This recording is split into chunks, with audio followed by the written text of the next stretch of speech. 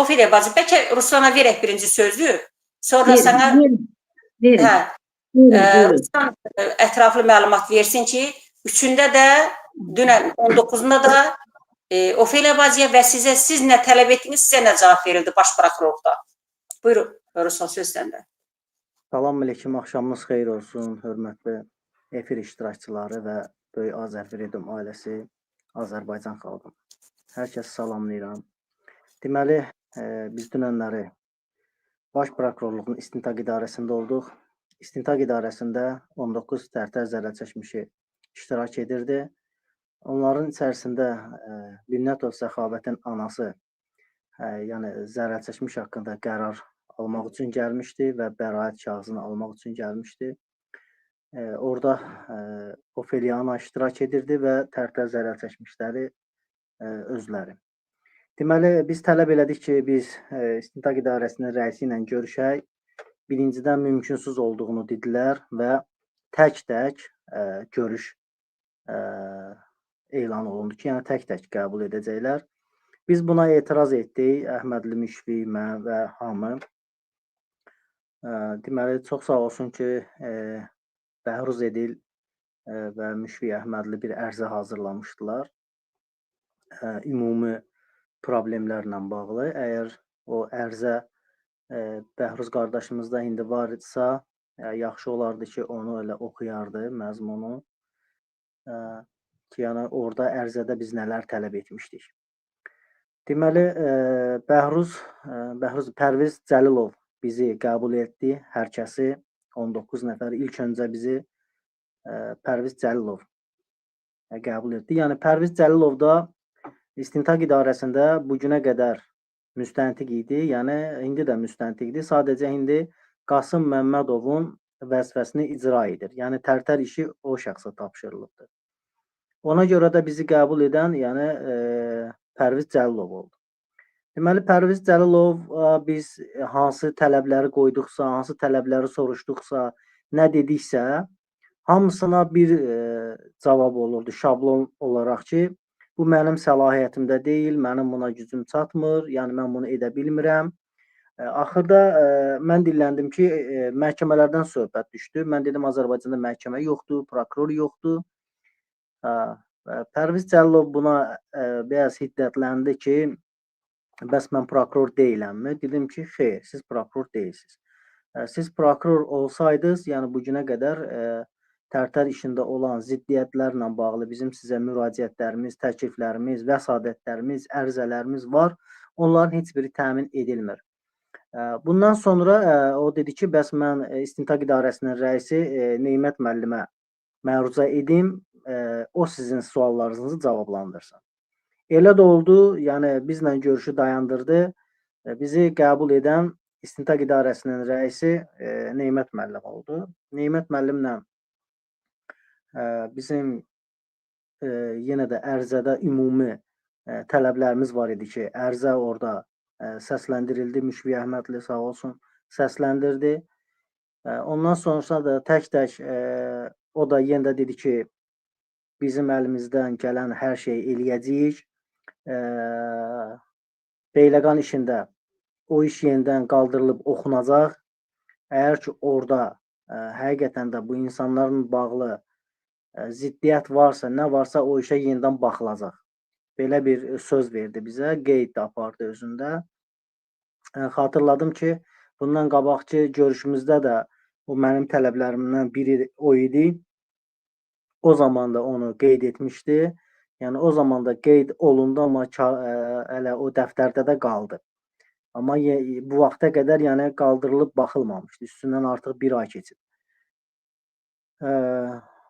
Bəhruz qardaşımız o ərizəni oxusa, oxuyandan sonra mən keçərdim. İcazə versəniz, biz dünənlər həmçinin də prezident aparatının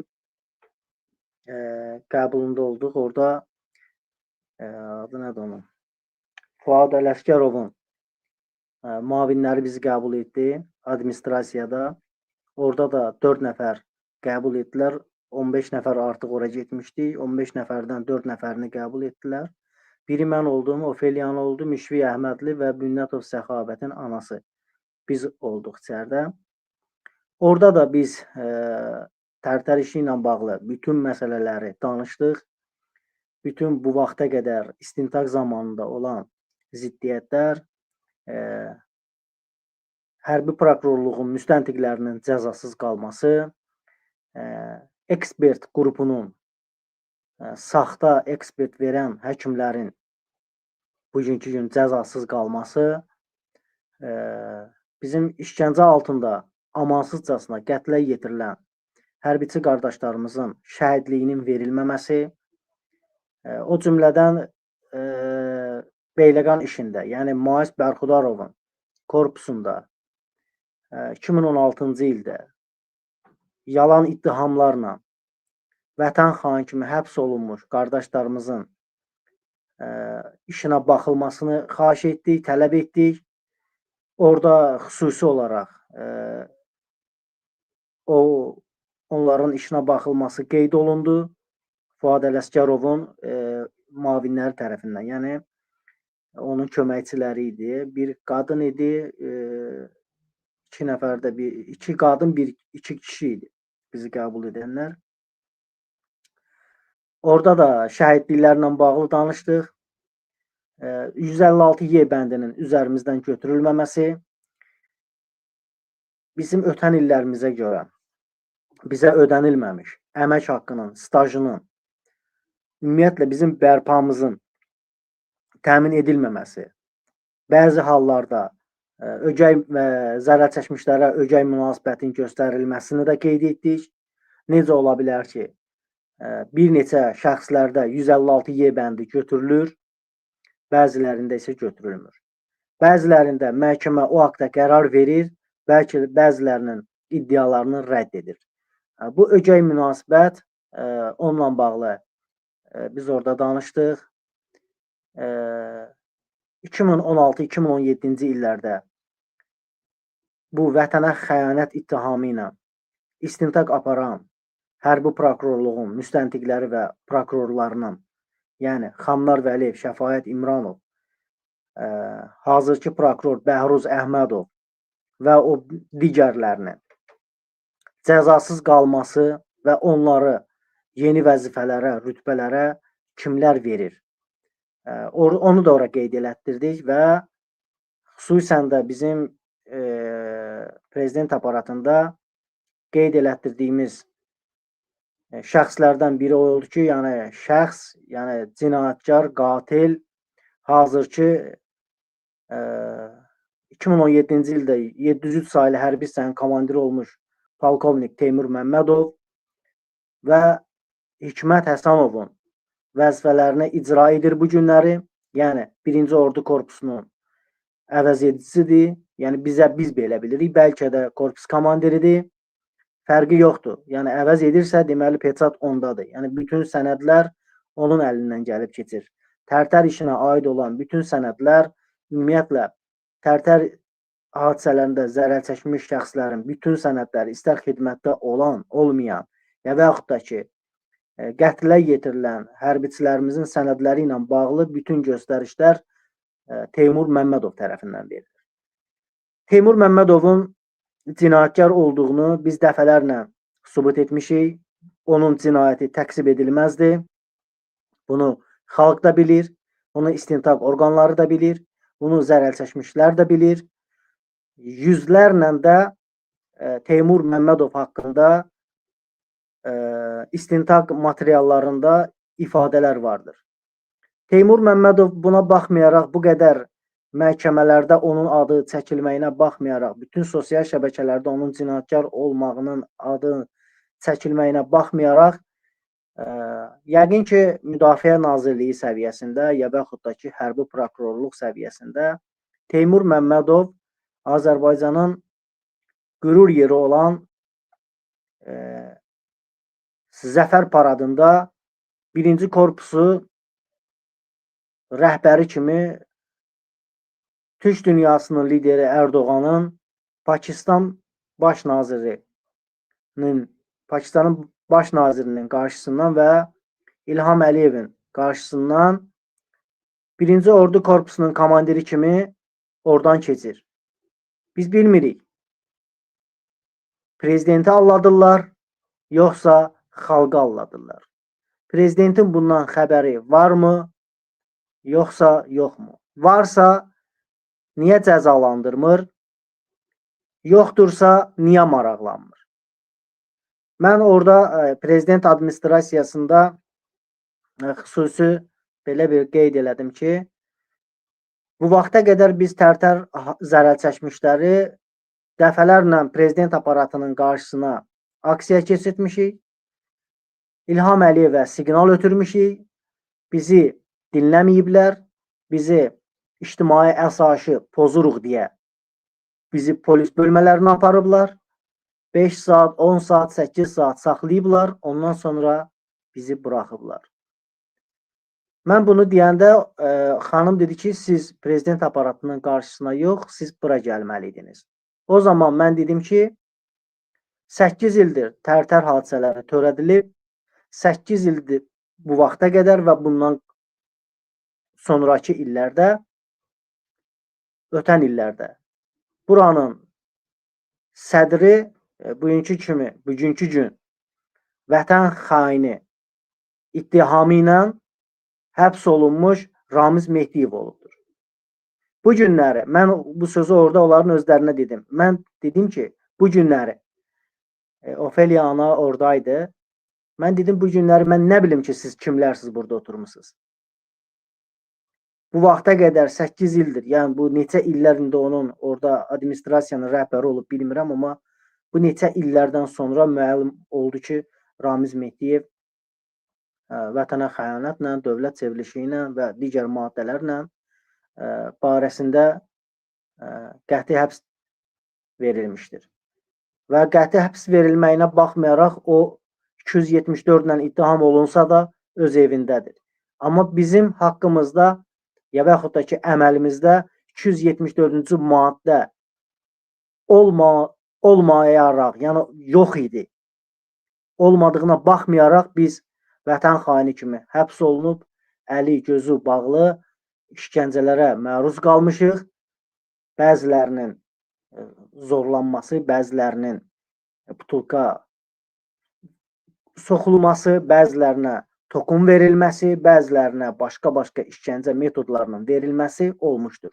Amma bu günləri Ramiz Mehdiyev kimilər isə 274-cü maddə ilə ittiham olunsa da belə öz evində öz xaladenikini açıb, öz çörəyini yeyir. Amma bizim haqqımızda belə bir ittiham irəli sürüləndə yüzlərlə hərbiçini işgəncəyə məruz qoymuşdular və yüzlərlə də ailə dağılmışdır. Və bizim 14-dən çox hərbiçimiz isə işgəncə altında ölmüşdür. Bunların hamısı cavabsız qalır bu günləri. Mən hətta orada qeyd etdim ki, bu günləri hansısa televiziyalarda jurnalistlər, müğənnilər, başqa insanlar, ictimai xadimlər ölkənin yaxşı durumundan, yaxşı rifahından, insanlarımızın yaxşı yaşamasından danışdılar. Mən isə orada cibimdə olan pulu qoydum ortaya ki, dedim, ölkənin prezidenti, dedim, yəni şəkildə gördüyünüz prezidentə deyirsiniz ki, sizin belə bir vətəndaşınız da var. Mənim kimi vətəndaş isə yüzlərlədir. Dünənləri 19 nəfər administrasiyanın və baş prokurorluğunun qarşısına gedən hərbiçilər hər kəs borc götürüb getmişdi. Yəni, ən azından 19 nəfəri qəbul edib prezident millətinin nə dərəcədə, hansı vəziyyətdə yaşadığını şahidi ola bilərdi. Amma bizim prezident dəfələrlə, yüzlərlə, minlərlə bizim müraciətlərimiz olub ki, onlara baxmayıb və xalqı ilə maraqlanmayıb. Xalqının hazırki vəziyyətinə biganə yanaşır. Onun qarşısına gedən hazır qabaqcadan yaltaqcasına, şərəfsizcəsinə hazırlanmış sənədlər üzərində xalqının rifahından xəbərdardır. Amma real olaraq heç vaxtı o bahalı maşınlarına, o mühafizəçiləri ilə heç bir kasıbın qapısını açıb, kasıbının kəndinin yolları ilə, işığı ilə, suyu ilə, qazı ilə, vətəndaşlarının yaşaması ilə heç kəslə maraqlanmamışdır. Bu günlər Tərtər zərər çəkmişləri isə yüzlərlə Tərtər zərər çəkmişi çox acınacaqlı vəziyyətdə yaşayırlar. Bu acınacaqlı vəziyyətdən sui-istifadə edib Baş Prokurorluq bu zərər çəkmişləri susturmaq məqsədi ilə bugünkü gün tək-tək vətəndaşları qəbul etmək istəyir, onların sosial və yaxud da ki, məişət problemlərini həll etmək istəyir. Bu heç də düzgün deyil. Bizim hüquqlarımız tanınsa, biz də bu dövlətdə lazımi yeri tutarıq, öz rifah halımızı düzəldərik.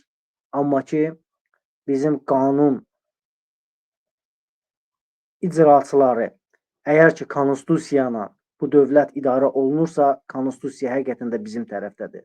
Amma qanunda saxtalaşma, özbaşınalıq, Tərtər hadisələrində minlərlə cinayətkarın bugünkü gün cəzasız qalması bunun sübutudur. Mən yenə də səslənirəm Tərtər zərər çəkmişlərinə, artıq dərəcədə xahiş edirəm. Siz bunu etmədiyiniz halda mən bunu tək edəcəm.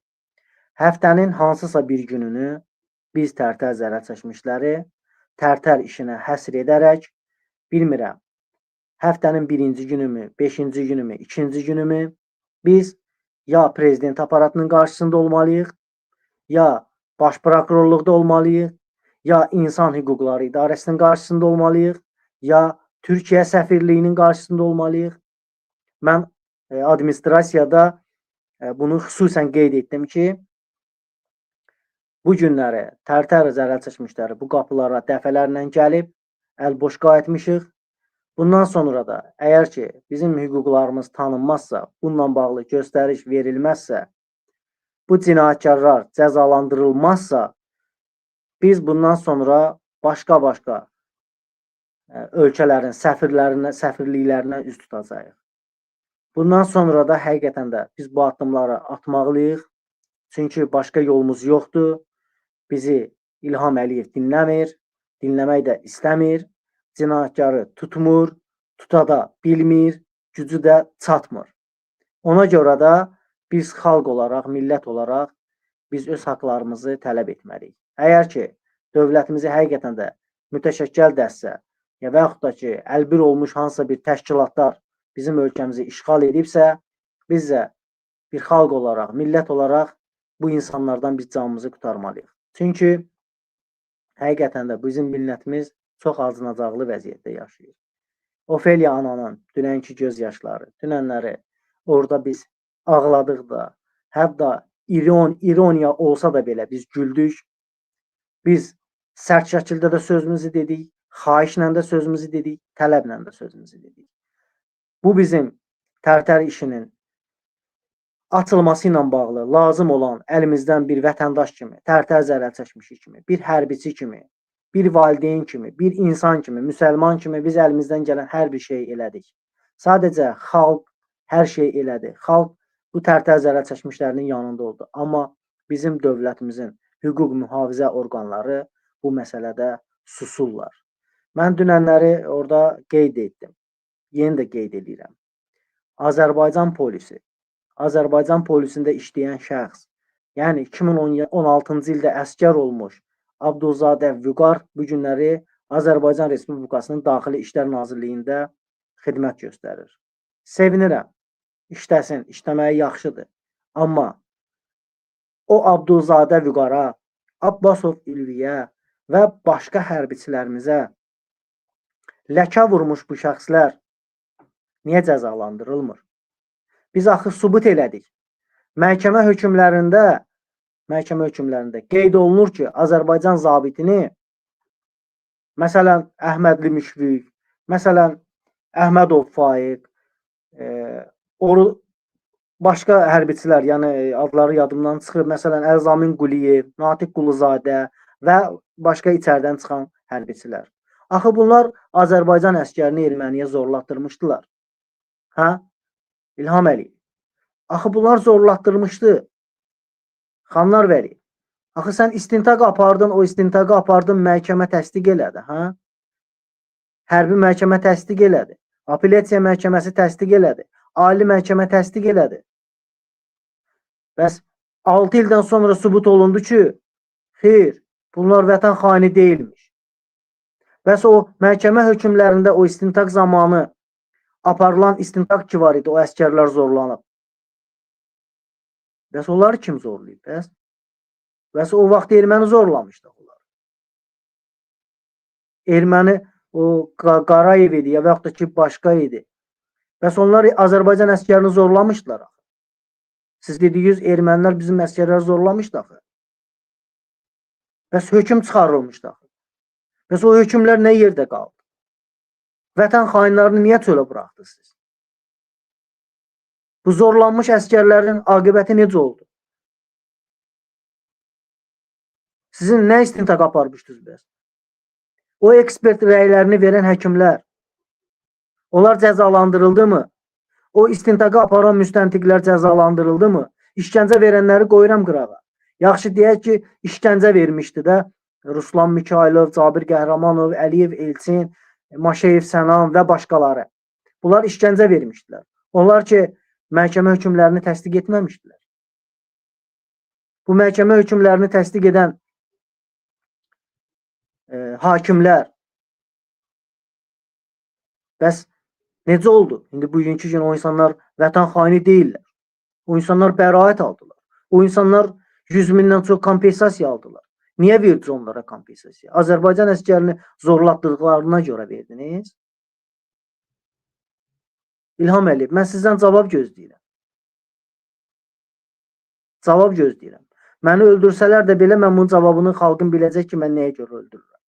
Mən tutulsam belə xalqın biləcək ki, hə, bunun cavabı nədir? Mənim suallarımın cavabını mən sizdən gözləyirəm. Dövlət başçısı kimi. Biz dəfələrlə dedik ki, Tərtər işinə ədalət gəlsin, biz hamımız sənin əskərini. Amma bu günlər mən sənin əskərin deyiləm. Ona görə əskərin deyiləm ki, bax, bu ziddiyyətə nə deyirsiniz siz? Son bu 8 ilin içində bu boyda hüquq pozuntusu var. Bu qədər bizim xalqımıza vurulan ləkə var. Mən dünənlər administrasiyada dedim. Dedim bu sözləri. Dedim, mən bir vətəndaş olaraq, bir valideyn olaraq, 3 uşaq atası olaraq, ehtiyatda olan bir hərbiçi olaraq, Tərtər zərər çəkmişi olaraq, mən İlham Əliyev və Azərbaycan dövlətinə, Azərbaycan millətinə, Türk dünyasına vurulmuş ləkənin təmizlənməsində mən cəsarət nümayiş elətdirdim. Mən bu yolda hərəkət elədim. Həmən əskərlərdən ərizə aldım. Təqdim olundu ki, o əskərlər bu gün də etiraf edirlər ki, bizi erməni zorlamayıb. Biz işgəncə altında Elşən Qasımovun, Lətif Lətifovun, Əlimanov Zamiqin, Zavadov Ruslanın üzünə durmuşuq.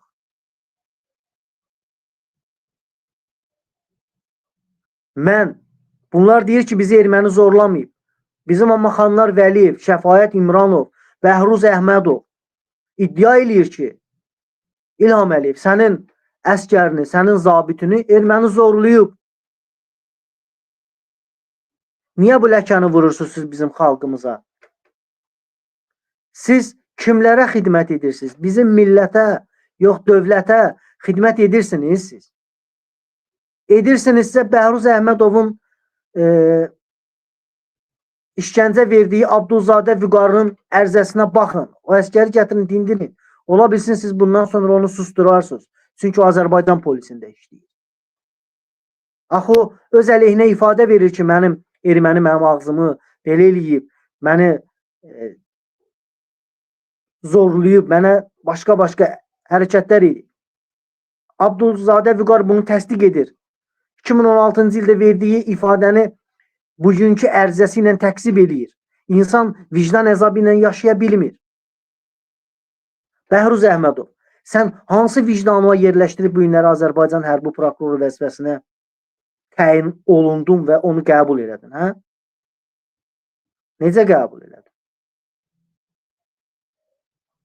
Bəli, sən deyə bilərsən ki, onları erməni zorlayıb, hələ onların işinə qayıdılmayıb. Düz deyirsən. Bəs Beyləqan işindən Nasir Əliyevin oğlunu niyə çıxartdınız, azadlığa buraxdınız? Beyləqan işinə baxılmırdısa, mən səslənirəm dövlətin bütün qurumlarına, İlham Əliyevə səslənirəm. Mən elə İlham Əliyev kimi deyirəm. Yəni mənim hələ prezident olduğunu, mənim prezidentim olduğunu təsdiq etməyib o insan. Bu dövlətin prezidenti ola bilər, kimlərinsə prezidenti ola bilər. Hələ mənim prezidentim deyil. Hələ mənim bu ölkədə prezidentim yoxdur. Mən özümə prezident kimi Erdoğanı bilirəm. Mən rəhbər kimi onu bilirəm. Mən lider kimi onu bilirəm. Mən dövlət kimi Türkiyəni qəbul edirəm. Amma siz məni məcbur edirsiniz ki, yəni mən nə bilim, bilmirəm hansı ölkə Ermənistanın vətəndaşlığını qəbul edim, yoxsa necə? Bu günləri Azərbaycan kişisini iddia edirsiniz ki, erməni zorlayıb. Bu qədər olmaz, bu qədər mənim xalqımı alçatmağa sizə ixtiyar kim verib? Bəhruz Əhmədov, siz istefa verməlisiniz. Mütləq şəkildə istefa verməlisiniz. Çünki sizin hələ şərəfiniz yoxdur hərbi prokuror vəzifəsini daşıyasınız. Siz hərbiçinin hüquqlarını qorumaq üçün sizə şərəf deyilən bir şey yoxdur. Azərbaycan hərbisi ən ali, ən şərəfli bir peşədir. Bizim şərəfli bir peşəmizə, şərəfli hərbiçilərimizə, Azərbaycan oğlanlarına, qürur yerimiz olan hərbiçiləri ləkələyən bir şəxsiyyətsizsənsən. Sən bu günlər hərbi prokuror ola bilməzsən. Sən bu günləri bizim hərbiçilərin hüquqlarının müdafiəsini etməkdən, amma Azərbaycanda hərbiçilərin hüququnu pozursunuz. Nəyə görə İsmail Hüseynov bir nəfər şəxsin ifadəsinə görə vətən xaini kimi yatmalıdır? Bir nəfərin ifadəsi kifayət edirdimi ki, İsmail Hüseynov vətən xaini kimi yatsın? Qanun buna nə deyirdi bax? Qanun ona nə deyirdi? Qanun həqiqətən də onu təsdiqləyir ki, yəni bir nəfər, bəlkə bu insan xəstədir, bəlkə bu insan öyrədilib. Məlum məsələdə işgəncə altında siz o insanı İsmail qardaşımızın üzünə qoymusunuz. Bu qədər bizim xalqı alçaltmaq sadəcə bizim şərəfsiz vətəndaşlarımız eləyə bilər. Ömrünü hərbiyə həsr eləmiş Nami Mustafayev bugünkü gün haqsız yerə, ədalətsiz yerə, əsassız yerə ordu sıralarından uzaqlaşdırılıb. Bu günlərdə o insanın hüququ tanınmır. O, Bəhruz Əhmədov haqqında altından rəy yazan şərəfsizlər. Sizin hər birinizlə görüşməyə hazıram. Sizin tanıdığınız Bəhruz Əhmədovun saxta işləri ilə sizi tanış eləməyə hazıram. Bu günləri deyə bilərəm ki, bax, 20 ilin zabiti pensiya heç bir vətən xaini kimi şübhəsi ilə tutulub, işgəncə görüb, barəsində 274 ittihamı yoxdur. Amma bu insanın bu qədər patinka geyinib, ayaqları mazol olan hərbiçinin bu günləri hüquqları tanınmır. Siz bu günləri necə deyə bilərsiniz ki, dövlətimiz tərtər işinə baxır, ədalətli iş aparır, istintaq aparılır. Hansı istintaq aparılır? Hansı istintaq? Biz dəfələrlə demişik axı, tərtər zərər çəkmişlərinin hamısı zərər çəkmiş kimi tanınmayıb. İlham Quliyev tərtər hadisələrinin qurbanıdır, zərər çəkmiş kimi tanınmayıb. Hələ o insan o qərarı almayıb. Yəni, son bir ayda o insanın ifadəsi alınıb. İndi mən sual verirəm sizə. Bəhruz Əhmədova, Kamran Əliyevə, ölkənin başçı prezidentə sual verirəm. İlham Quliyevin ifadəsi alınır da, onun ifadəsinə görə kimlər məsuliyyətə cəlb olunacaq yenidən? Yenidən mi məhkəmə keçiriləcək? Axı biz dedik, 2016-cı ildə işgəncə verən hərbiçilər 2017-ci ildə də işgəncə veriblər. Mən sual eləyirəm, İlham Əliyev sizə sual eləyirəm. Haqlı olaraq sual eləyirəm. Bəs yaxşı, bu günləri Elşən Qasımovun, Lətif Lətifovun və başqalarının üzünə duran insanlar etiraf edirlər ki, biz işgəncə altında bunların üzünə durmuşuq. Sizin də vicdanınız oyandı, birdən başladınız 2016-cı ilə Beyləqan işinə baxdınız. Məlum olur ki, orada da işgəncə verənlər 2017-ci ildə işgəncə veriblər. Yenidən onları çağıracaqsınız məhkəməyə ki, siz yadım biz bilməmişik, siz 2016-cı ildə də Bərdə korpusundan gedib Beyləqanda işgəncə verib. Belə bir şey olmur. İlahim Rüstəmov 2016-cı ildə vətən xain kimi tutulur. Döyülür, kimlərin üzünə qoyulur. İlahim Rüstəmov buraxılır. İlahim Rüstəmov buraxılır. 2017-ci ildə bəli 4 qurum bəyanat yayır ki, Azərbaycanda kütləvi halda hərbiçilər dövlətə xəyanət eləyib. Dövlətə xəyanət olunub, başlanılır, istintaq başlanılır. İstintaqa yenə də İlahim Rüstəmovu gətirirlər 2017-ci ildə. Yenidən bu yetimin balasını döyürlər ki, və sən 2016-cı ildə vətən xaini olubsan. 2016-cı ildə bu insan vətən xaini olubsa, niyə görə tutmamışdınız? 2025-ci ildə yenidən dövlətə xəyanət olacaq. Siz yenə də İlahim Rüstəmovu gəlib burada döyəcəksiniz. Belə qanun olmur, İlham Əliyev. Belə dövlət idarə eləmirlər. Kamran Əliyev, belə olmur. Bəhruz Əhmədov, belə olmur. Biz bu günləri Azərfredom'a çıxmaq, sən demə, vətənə xəyanət imiş. Qurban Məmmədovun verilişinə çıxmaq, sən demə, dövlət çevrilişi eləmək imiş.